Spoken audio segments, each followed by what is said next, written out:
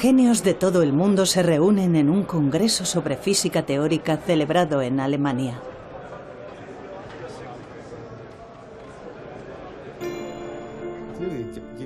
Los físicos teóricos intentan descifrar el universo solamente con fórmulas matemáticas. Ahora se enfrentan a la última gran pregunta que le queda a la raza humana. ¿Cómo comenzó el universo? Parece una pregunta desalentadora, pero en realidad los físicos ya saben dónde yace la respuesta. Son los lugares en los que nuestras ideas de espacio y tiempo se vienen abajo. La ciencia, por lo tanto, no sería capaz de determinar cómo comenzó el universo. Los lugares a los que se refiere Hawking son los agujeros negros que engullen todo con su enorme gravedad. Ni siquiera la luz puede escapar de su profunda oscuridad, pero si su centro pudiera expresarse con una fórmula matemática, por fin se explicaría todo el universo. Esta sería la fórmula definitiva.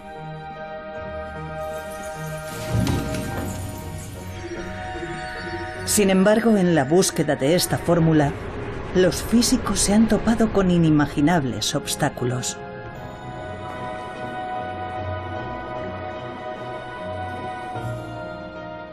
Cayeron rayos y truenos y él dijo algo así como: eso debe de ser Dios. Nos estamos acercando demasiado a la respuesta y Dios está furioso con nosotros. ¿Puede la humanidad explicar la creación del universo?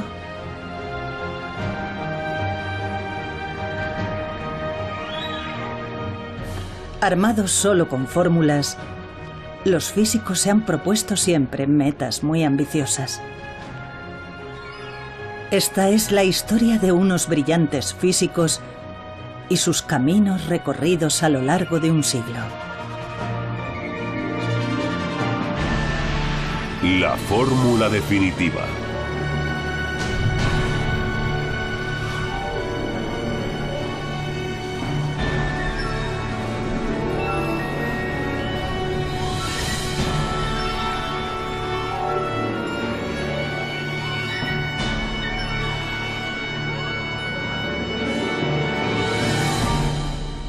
¿Cómo nació el universo?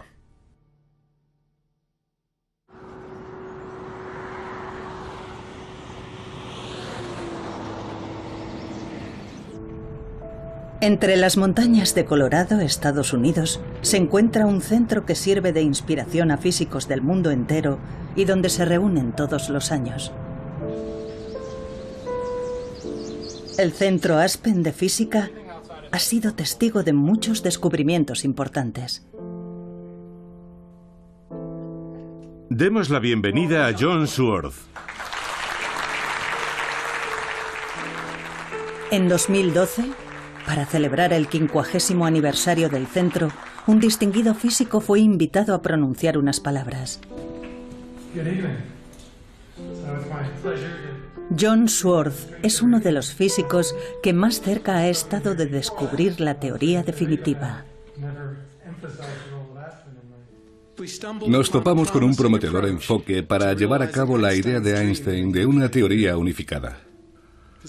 Ya teníamos una teoría única sin ninguna arbitrariedad que se suponía que describía todas las fuerzas de la naturaleza.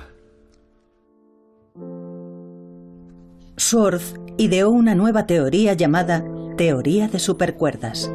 Describía un mundo, impensable anteriormente, de partículas elementales revoloteando como cuerdas temblorosas. Pero hablaremos de ello más adelante. Antes echemos un vistazo al lugar que animó a Sworth a emprender su viaje en busca de la fórmula definitiva.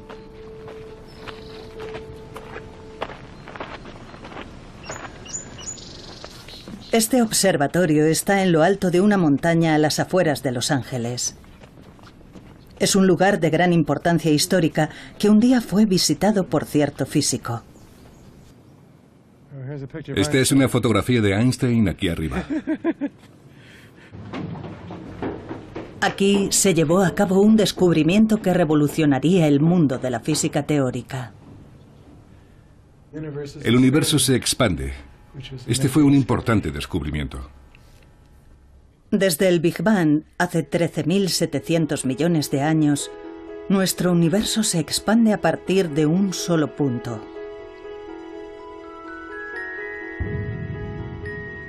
Los físicos han sido capaces de usar fórmulas para explicar todo lo que ocurrió en el mundo desde el segundo 10 elevado a la potencia menos 43 después del Big Bang.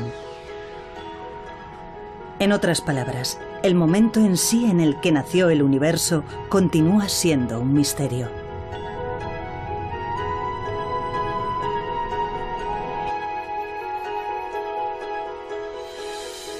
La fórmula definitiva desentrañaría los secretos del inicio del universo y explicaría todo lo que existe. Fue un brillante físico quien abrió este camino épico. Albert Einstein. Albert Einstein es una figura legendaria para la física del siglo XX.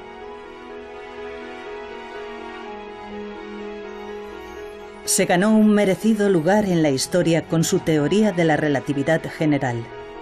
En una era sin ordenadores gigantes, logró demostrar con precisión los movimientos del universo más distante. Había muchas esperanzas de que resolviera por fin el misterio del origen del universo. Esta es la fórmula de la teoría de la relatividad general. Puede parecer complicada, pero su significado es sorprendentemente sencillo. La parte izquierda de la fórmula representa la curvatura del espacio. La derecha contiene símbolos que representan masa y energía. En otras palabras, la fórmula explica que donde hay masa o energía, hay una distorsión del espacio. Pero aún resulta un poco difícil imaginarlo. Hagamos un modelo sencillo de la teoría de la gravedad de Einstein usando objetos cotidianos. Nos explica el concepto Joseph Polchinski, uno de los físicos que tratan de encontrar la fórmula definitiva. Necesitamos una tela, que será el espacio.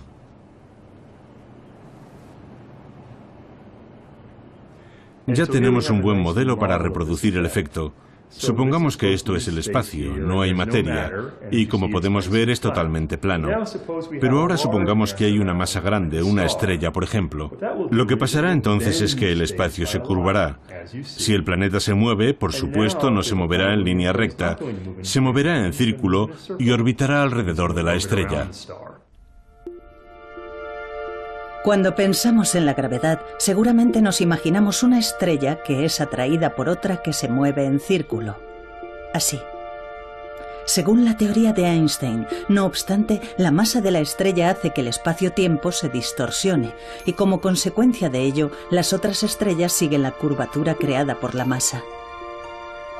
Esta curvatura del espacio-tiempo se vuelve más extrema y potente cuanto más pequeñas y pesadas son las estrellas. En base a esta teoría, Einstein hizo una atrevida predicción. Donde hay una fuerte gravedad, hasta la luz se curva. Si esta teoría fuera efectivamente correcta, significaría que una estrella oculta tras una estrella más grande sería visible, porque la gravedad curva la luz. Y su predicción demostró ser correcta. Esta es una foto de un eclipse total de Sol. Las estrellas que se ven alrededor del Sol aparecen ligeramente apartadas de donde están realmente. Ello es debido a que la enorme gravedad del Sol ha provocado que se curve la luz de lejanas estrellas.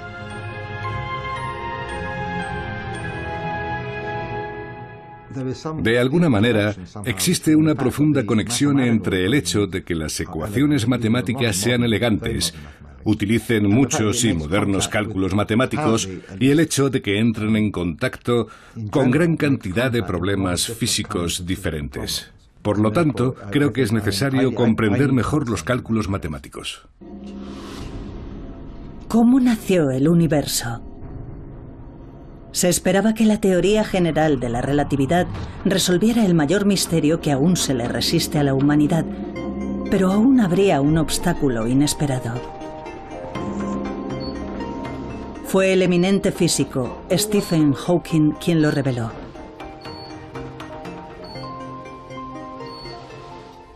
Hola. ¿Cómo están? A pesar de sufrir una enfermedad incapacitante que paraliza los nervios del cuerpo, Hawking volcó su brillante mente en abordar el misterio del inicio del universo.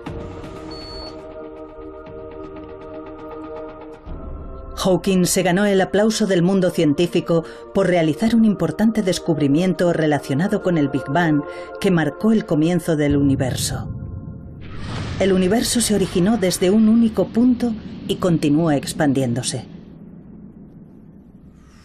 Si volvemos atrás en el tiempo, podemos reconocer otro fenómeno similar. Es el fenómeno de los agujeros negros. Hawking demostró que el centro de los agujeros negros y el Big Bang eran matemáticamente lo mismo. Cuando explota una estrella enorme, se crea un agujero negro que se traga todo lo que lo rodea. Si el centro del agujero negro podía calcularse, el momento en que nació el universo también se podría explicar y analizar. Pero había un problema. Volvamos a la teoría de la relatividad general. Cuanto más pequeña y pesada es una estrella, mayor es la curvatura espacio-tiempo. Los agujeros negros, con su gravedad extrema, se hunden infinitamente hacia un solo punto. El problema era la profundidad infinita. Esta es la fórmula de los agujeros negros. Si extraemos su significado general, el resultado es algo parecido a esto. R es la distancia desde el centro de un agujero negro. Cuanto más nos acercamos al centro, mayor es la distorsión representada aquí por la letra D. No obstante, en el centro de un agujero negro, la distancia de R es 0, y por lo tanto el denominador se convierte en 0, de modo que el resultado sería infinito. Infinito significa que esta ecuación es imposible de calcular.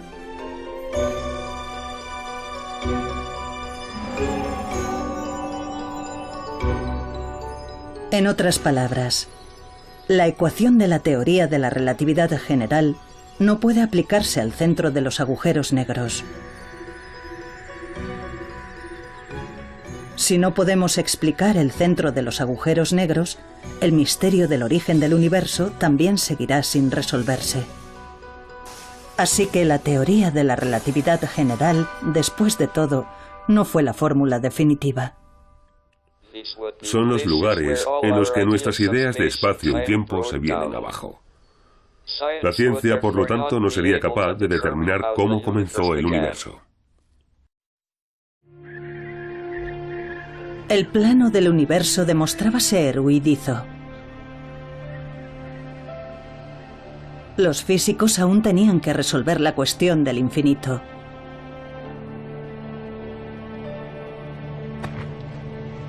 Entonces se les ocurrió una idea atrevida. ¿Por qué no combinar la teoría de la relatividad general con otra fórmula?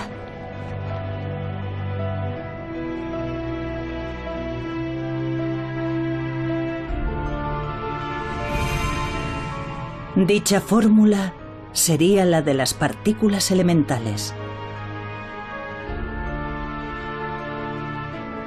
La fórmula de las partículas elementales describe con asombrosa precisión la micromateria que conforma el mundo.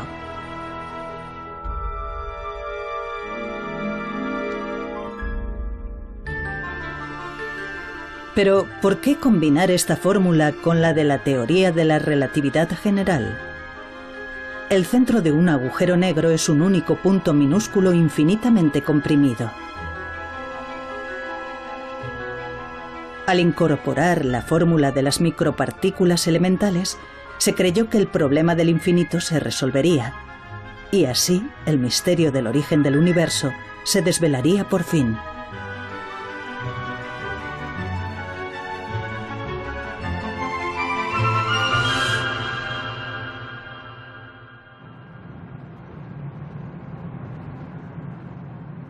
Fue un físico ruso el primero en intentar descubrir la fórmula definitiva combinando la teoría de la relatividad general con la fórmula de las partículas elementales.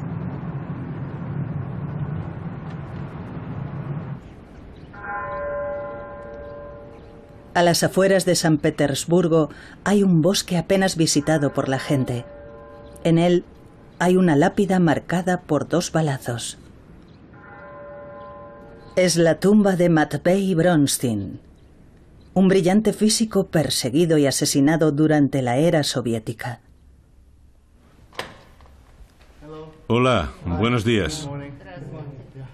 Su hija, de 82 años, sigue viviendo en Rusia.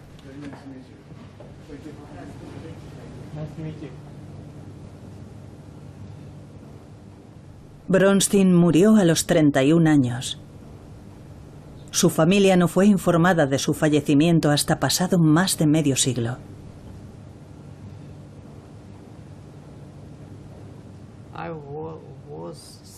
Yo tenía 6 años.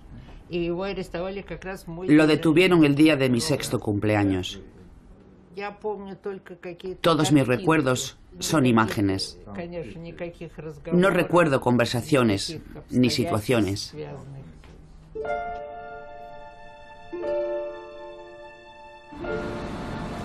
¿Qué suerte corrió Bronstein en su empeño por dar con la fórmula definitiva?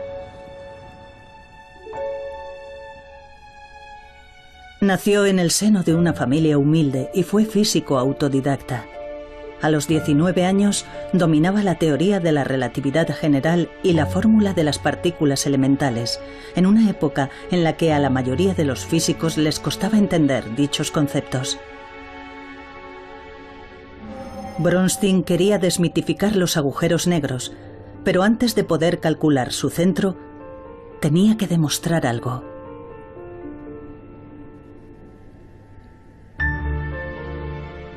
Debía comprobar si las 2 fórmulas podían combinarse y funcionar juntas a nivel microscópico en el espacio que lo rodeaba.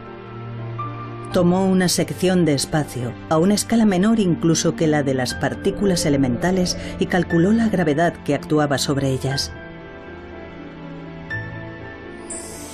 Aquí, las 2 fórmulas utilizadas por Bronstein han sido reemplazadas por fórmulas modernas. Parecen complicadas, pero expresadas de una forma más sencilla significan lo siguiente. La primera parte de la fórmula de las partículas elementales establece que sus cálculos se refieren al mundo microscópico. Dentro del recuadro azul, la fórmula describe la micromateria y las fuerzas que actúan sobre ella. Bronstein introdujo la teoría de la relatividad general en esta fórmula. Entonces, se produjo un resultado sorprendente. Apareció un 0 como denominador. Esto solo podía significar una cosa: un cálculo imposible, conocido también como infinito. No hay duda de que las fórmulas combinadas eran correctas, pero ¿por qué daban aquel resultado? Bronstein continuó sus cálculos con mayor precisión aún.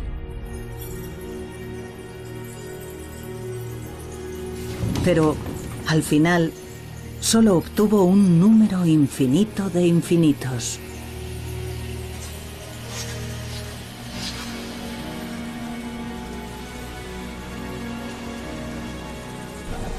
Estos resultados sugerían que si miramos lo que hay a nuestro alrededor a nivel microscópico, Todo es inestable, con multitud de fenómenos parecidos a agujeros negros que dan lugar a infinito.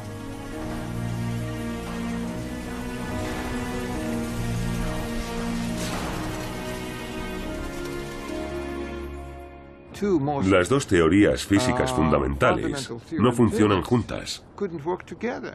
No hay ninguna solución a la vista. Es un acertijo. Con el problema del infinito sin resolver, Bronstein había sacado a la luz involuntariamente otro acertijo. Estamos rodeados por una inmensa cantidad de infinitos. Mientras tanto, en la Unión Soviética ocurrían terroríficos sucesos bajo el gobierno de Stalin. Se calcula que alrededor de 1 millón de intelectuales y ciudadanos fueron perseguidos implacablemente. Los científicos librepensadores eran el objetivo más evidente. No obstante, Bronstein permanecía ajeno a todo lo que ocurría en su entorno y seguía intentando solucionar el problema del infinito. ¿Por qué los resultados eran siempre infinito? Si los cálculos eran correctos, el espacio que nos rodea podía derrumbarse en cualquier momento.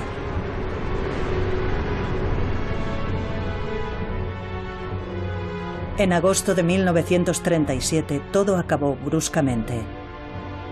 La policía secreta detuvo a Bronstein.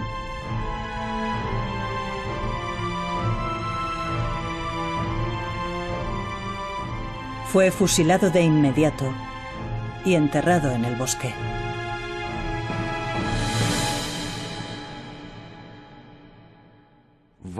¿Por qué Stalin ejerció aquella represión?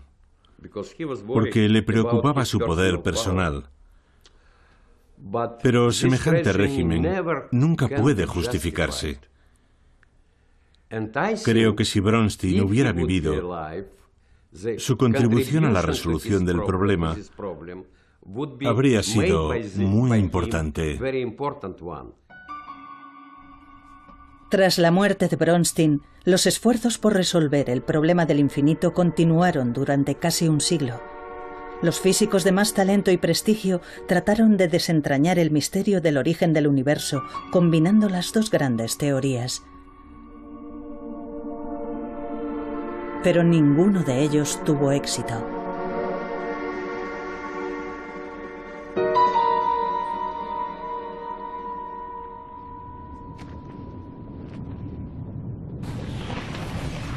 Un enorme pozo se abría ante aquellas mentes brillantes. Intentar solucionar el problema del infinito es desperdiciar tu vida. Eso era lo que pensaba la mayoría de los físicos cuando cesaban en su empeño por encontrar la fórmula definitiva.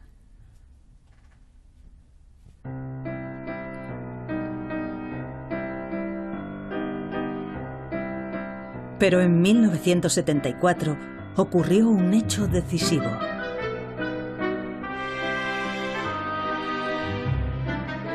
Se publicó un ensayo que aseguraba haber dado con la fórmula que resolvía el problema del infinito.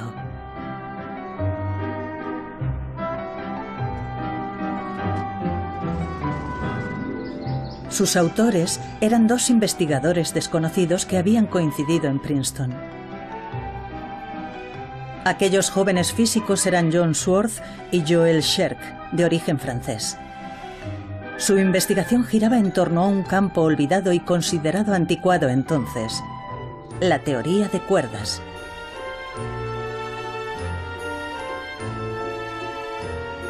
Tomemos como ejemplo las partículas elementales, las unidades de materia más pequeñas. Según la teoría de cuerdas, las partículas no son puntos, sino cuerdas temblorosas con diversas formas. Esta idea aparentemente extraña se basa en una antigua fórmula física que se había dejado de lado. La teoría había sido abandonada por todos, salvo por algunos testarudos como yo. Murray Gell-Mann me proporcionó un empleo durante los años en los que mi trabajo no era suficientemente valorado. Les decía a los demás que creía en la protección de especies en peligro de extinción. Sin desalentarse, desarrollaron la teoría de cuerdas y propusieron una nueva teoría de supercuerdas. La fórmula que idearon logró resolver el problema del infinito, ahí donde la gran teoría de la relatividad general y la fórmula de las partículas elementales habían fracasado.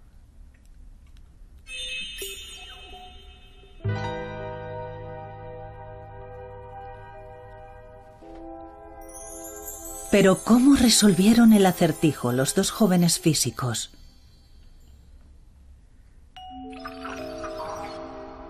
Esta es una fórmula que combina la teoría de la relatividad general y la fórmula de las partículas elementales. La parte que está dentro del recuadro expresa el hecho de que todas las partículas son puntos. Esto muestra la fuerza entre partículas que revolotean a nivel microscópico. Al expresarse con una fórmula sencilla, el denominador es r², siendo r la distancia entre partículas. Si las partículas son puntos, en el momento en el que colisionan unos con otros, la distancia r se convierte en 0. Ahora tenemos 0 como denominador. En otras palabras, el resultado es infinito cuando las partículas colisionan entre sí.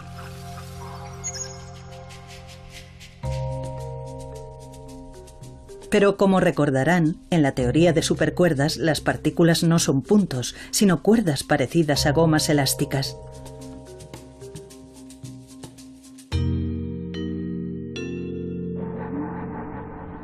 Si las partículas tienen forma de gomas elásticas, ocupan cierta cantidad de espacio, de modo que, aunque colisionen entre sí, nunca acabarán siendo más pequeñas que el grosor de la goma. Ni siquiera en el momento de la colisión, la distancia r se convierte en 0 y por lo tanto no acabamos teniendo infinito como resultado de infinito. La teoría de supercuerdas resolvió finalmente el acertijo del infinito que había preocupado a los físicos durante casi medio siglo. Además abrió el camino para desentrañar el misterio del origen del universo. No era un problema en el que trabajaran muchas personas, pero algunos éramos conscientes de él y era un problema que había estado ausente en anteriores enfoques. Por eso, ambos comprendimos que era algo en lo que valía la pena invertir nuestros esfuerzos. Sin embargo, la mayoría de los físicos no prestaron atención a su teoría de supercuerdas.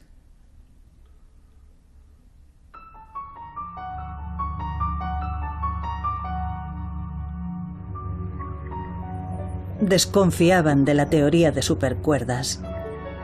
Para empezar, era demasiado diferente de la teoría de la relatividad general y de la fórmula de las partículas elementales.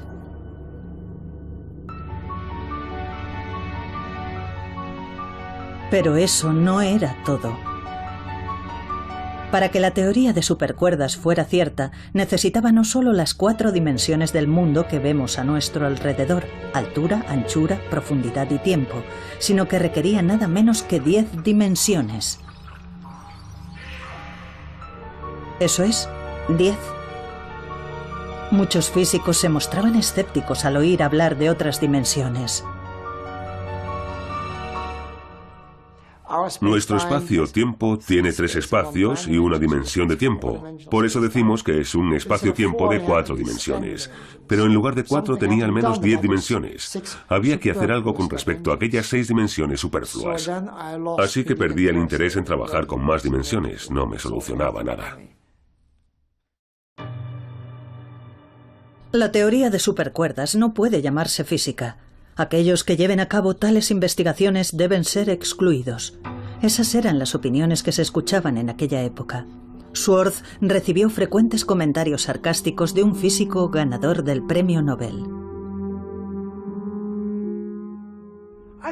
Creo que veía con escepticismo el programa de la teoría de cuerdas.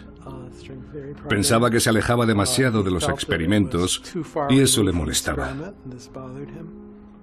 Me tomaba el pelo con ello. Me veía en un pasillo y me gritaba desde lejos: Schwartz, ¿con cuántas dimensiones trabajas hoy?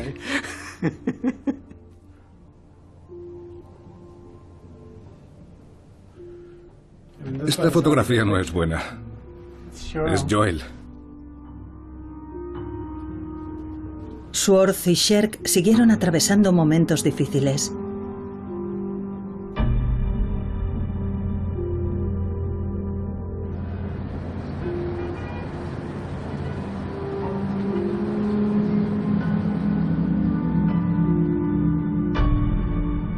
Después de que su teoría de supercuerdas fuera desechada ampliamente, Sherk cayó enfermo por una grave diabetes y regresó a Francia. ¿Por qué 10 dimensiones? ¿Y dónde estaban aquellas otras dimensiones invisibles?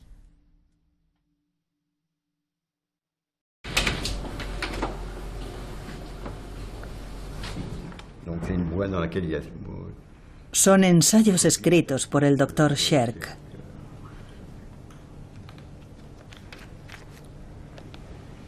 Se dice que Sherk se volcó obsesivamente en la investigación de otras dimensiones.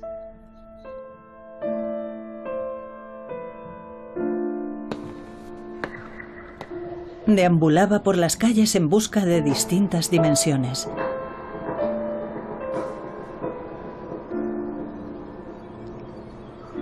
Se convirtió en un apasionado budista y se entregó a la meditación.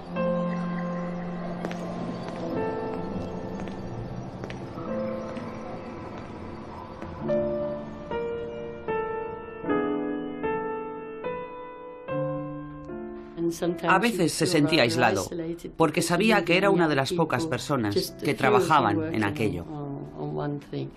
Eso en ocasiones le resultaba frustrante, porque la gente opinaba.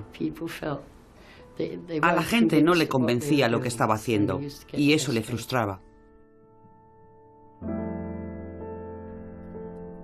La vida de Sherk llegó a su fin cuando tenía 34 años. En su dormitorio se hallaron pruebas de que se había inyectado una enorme dosis de su medicación contra la diabetes. Joel Sherk era una persona notable y tenía una creatividad extraordinaria. Mientras trabajó conmigo sin duda contribuyó con sus ideas.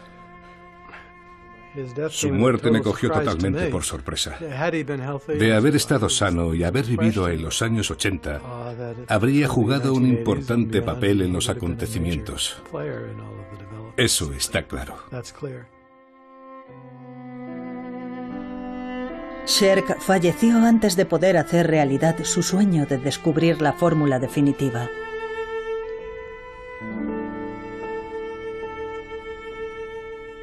Schwartz, en solitario, continuó persiguiendo la meta que su amigo no logró alcanzar. Mientras otros físicos consiguieron prestigio a través de llamativos logros, él siguió centrado en la teoría de supercuerdas.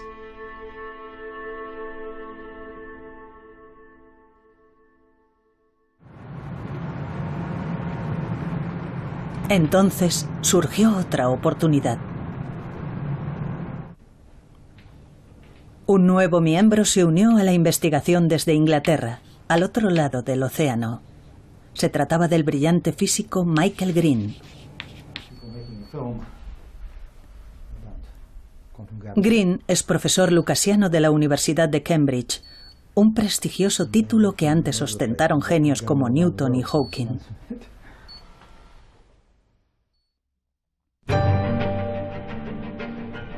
Schwartz y Green decidieron enfocar la pregunta de las dimensiones de la siguiente manera. Nunca había habido ninguna prueba matemática de que solo hubiera 4 dimensiones en el universo. Si la fórmula decía que eran 10 dimensiones, tal vez fueran las creencias ampliamente extendidas las que estaban equivocadas.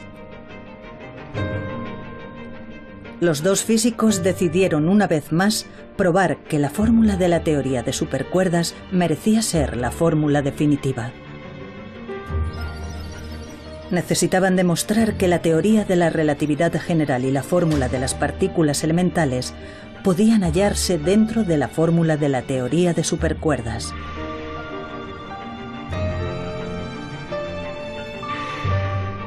Por medio de complicados cálculos, emergieron dos fórmulas vitales.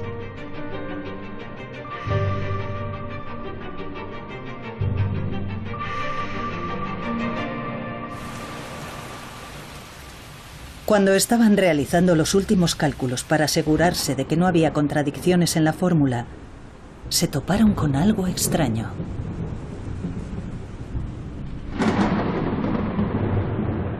El número 496 no dejaba de aparecer una y otra vez.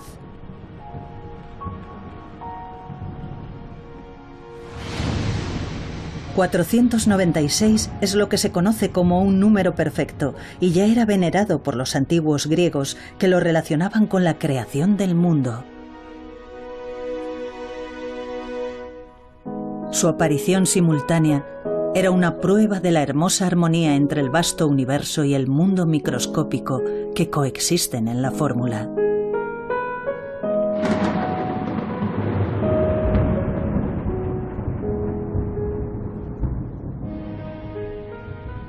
Era 496. Fue un gran momento. Recuerdo que, mientras hablábamos de ese número, 496, cayeron rayos y truenos. Y él dijo algo así como, eso debe de ser Dios. Nos estamos acercando demasiado a la respuesta y Dios está furioso con nosotros. Al mismo tiempo que apareció el número 496, consiguieron combinar la teoría de la relatividad general y la fórmula de las partículas elementales sin ninguna contradicción. En aquel entonces nos pareció un milagro. Fue una situación curiosa porque nos topamos con una teoría que en cierto modo era más inteligente que nosotros, pues contenía profundas verdades que realmente no entendíamos. La noticia del descubrimiento logrado a través de sus cálculos se difundió enseguida por todo el mundo. Estaba muy emocionado y dijo, ¿os habéis enterado de la revolución? Era una época muy excitante y la gente se mostraba muy optimista porque pronto podríamos explicar el universo. Enseguida quedó totalmente claro que la teoría podía ser mucho más realista. Yo no lo creí, sigo sin creerlo. Hoy en día no quería admitir que todo lo que estaba pasando fuera una coincidencia. Me pareció una especie de señal del cielo. ¿Podía ser la teoría del todo la fórmula definitiva que resolvería por fin el misterio de cómo nació el universo?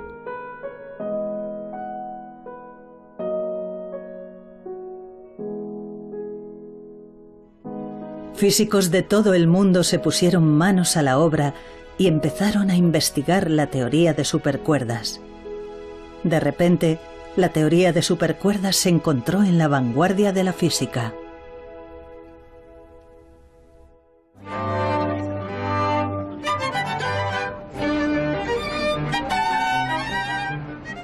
Los físicos por fin habían aceptado la idea de las dimensiones múltiples.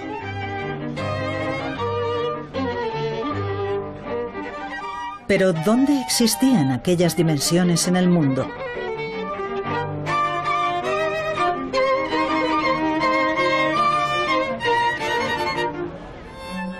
Hay que hacer un esfuerzo para comprender la idea.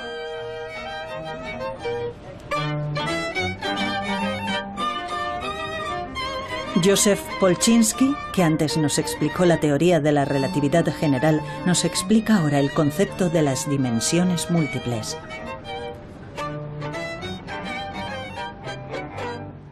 Muchos físicos piensan que el universo tiene dimensiones ocultas. Para un físico, una dimensión es una dirección en la que pueden moverse las cosas. Podemos verlo con esta cuerda floja, por ejemplo. Nuestra equilibrista Erika ve la cuerda floja como un mundo unidimensional. Solo puede moverse hacia adelante y hacia atrás. Para esta mariquita, que es mucho más pequeña, la cuerda es bidimensional. La mariquita puede moverse a lo largo de la cuerda o alrededor de ella. Como dice Polchinski, la cuerda es bidimensional para la mariquita. En otras palabras, al centrar nuestra atención en escalas más pequeñas, comenzamos a ver dimensiones anteriormente ocultas. Pero ¿dónde podemos encontrar ese mundo de 10 dimensiones descrito en la teoría de supercuerdas? Existe en el mundo microscópico. Un mundo tan microscópico que es la trillonésima parte de la trillonésima parte de un átomo. Estos objetos de forma extraña son lo que los físicos consideraban parte de esas otras dimensiones. Como las dimensiones están ocultas a nivel ultramicroscópico, normalmente son invisibles al ojo humano.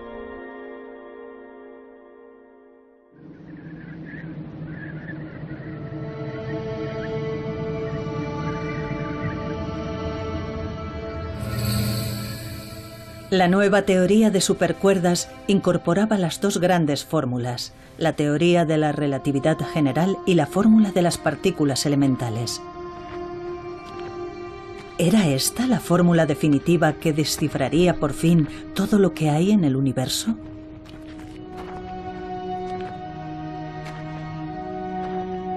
Pero no obstante, había una sensación de incertidumbre en el todavía arduo camino que quedaba por delante.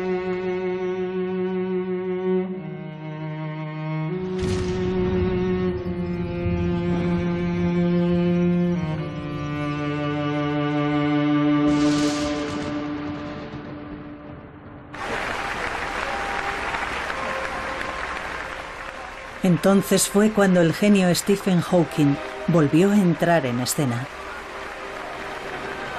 Él fue quien planteó a los físicos el problema del infinito en relación con los agujeros negros. ¿Tenía la teoría de supercuerdas lo que hacía falta para ser la fórmula definitiva? Hawking respondió a esta pregunta mencionando otro problema que acechaba en la profundidad de los agujeros negros. Y así es como comienza el siguiente capítulo de nuestra historia. El nuevo problema estaba relacionado con el misterioso calor generado en el centro de los agujeros negros.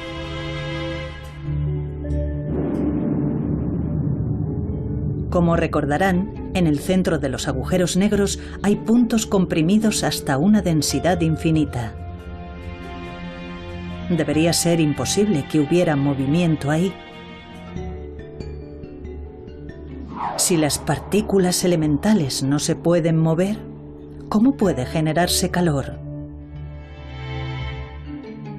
Esto se conoció como la paradoja de la pérdida de información de Hawking y se convertiría en un nuevo obstáculo para los físicos. Se mostraba muy escéptico hacia la teoría de cuerdas, pero sus argumentos parecían bastante buenos, así que era muy difícil averiguar en qué se había equivocado. Sin embargo, muchos creíamos que tenía que haber algún error, aunque no fuera evidente. Aquí es donde aparece un nuevo héroe.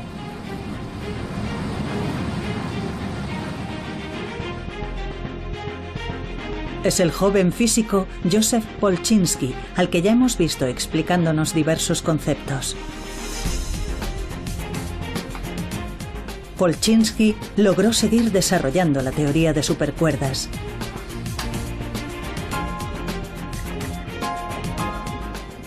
La teoría de supercuerdas describe un mundo microscópico en el que las partículas vuelan como pequeñas cuerdas temblorosas.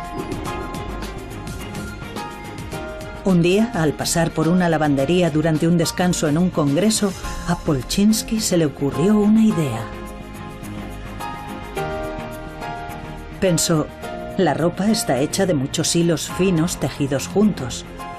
De forma parecida, las partículas a nivel microscópico quizá no sean cuerdas individuales, sino manojos de cuerdas. Lo realmente interesante es lo que pasa cuando tienes muchas de estas juntas. Solo unas cuantas y luego más y más.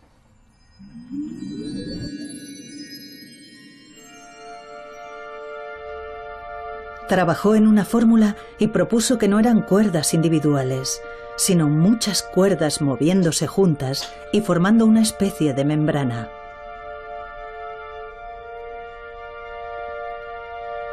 Los hallazgos de Polchinski hicieron que físicos de todo el mundo trabajasen en cálculos para identificar el calor en el interior de los agujeros negros. Finalmente, con la incorporación de una nueva fórmula que describe el fenómeno de la membrana, la teoría de supercuerdas se utilizó con éxito para calcular el calor dentro de los agujeros negros. Se creía que en el corazón de los agujeros negros las partículas eran comprimidas hasta el infinito y no se podían mover. Pero en el corazón de los agujeros también podía haber dimensiones múltiples. En dichas dimensiones, las cuerdas se tejen juntas formando membranas que se mueven y generan calor. Creo que la paradoja de la pérdida de información de Hawking es uno de los grandes experimentos de la historia de la ciencia. Si no hubiera defendido con tanta vehemencia que la paradoja existía, puede que la gente no le hubiera prestado la atención que se merecía. En 2004, Hawking tomó la valiente decisión de convocar un congreso en el que reconoció que estaba equivocado.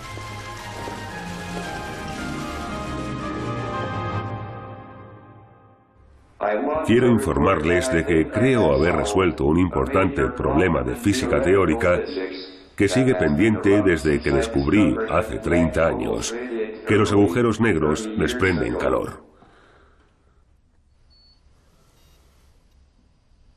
Mi ensayo sobre la pérdida de información de los agujeros negros provocó 25 años de discusiones en las que hemos aprendido mucho. Estoy encantado de que hayamos descubierto ahora que la información no se pierde. La historia lo demostrará. Hemos avanzado mucho y es posible que falte poco para descubrir la teoría definitiva.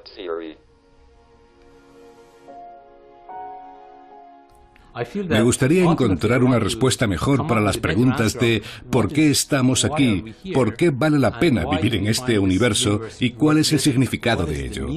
Tal vez estemos contemplando cuestiones filosóficas que ni siquiera sabemos por qué nos planteamos. No tengo una buena respuesta, pero aún así seguimos haciendo lo que hacemos.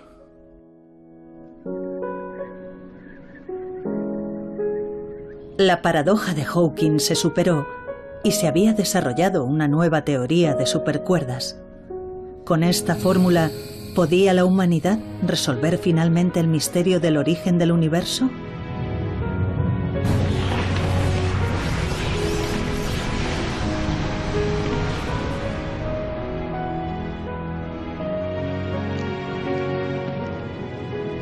En el largo camino en busca de la fórmula definitiva, los físicos se han topado con el infinito, las dimensiones múltiples y los agujeros negros.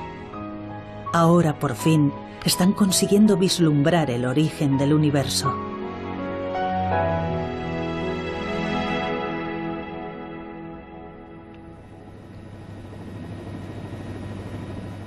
Investigadores de todo el mundo están poniendo a prueba las predicciones hechas por la teoría de supercuerdas. El CERN es el laboratorio de física de partículas más grande del mundo, donde fue descubierto el bosón de Higgs. Uno de sus siguientes objetivos es descubrir otras dimensiones. La idea es utilizar el gigantesco acelerador para desvelar las dimensiones ocultas a nivel microscópico. La atención se ha centrado también en los agujeros negros que los físicos llevan mucho tiempo estudiando en su búsqueda de la fórmula definitiva. Científicos de todo el mundo intentan ahora observar directamente la entrada de un agujero negro.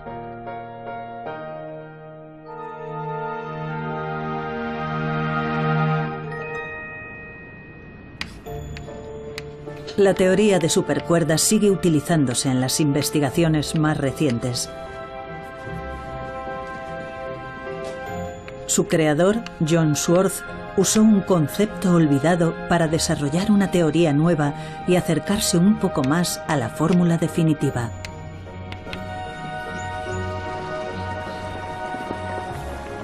Pero empieza a pensar que quizá no viva para ver el día en el que por fin se desvelen los secretos del origen del universo.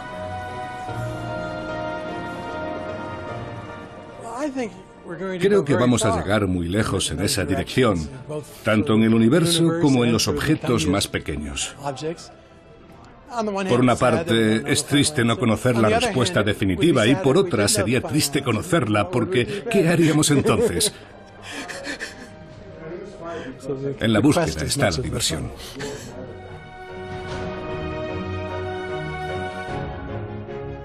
Entonces, ¿cómo se creó nuestro universo?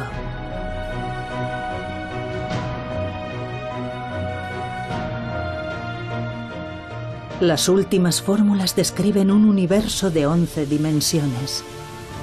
Y lo que es más, ha surgido un nuevo problema que plantea la posibilidad de que existan nada menos que 10 elevado a 500 universos.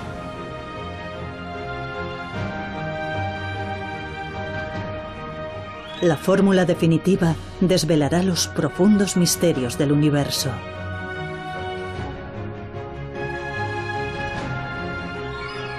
Hasta que el último de los misterios no sea desentrañado, la humanidad continuará incansable su búsqueda.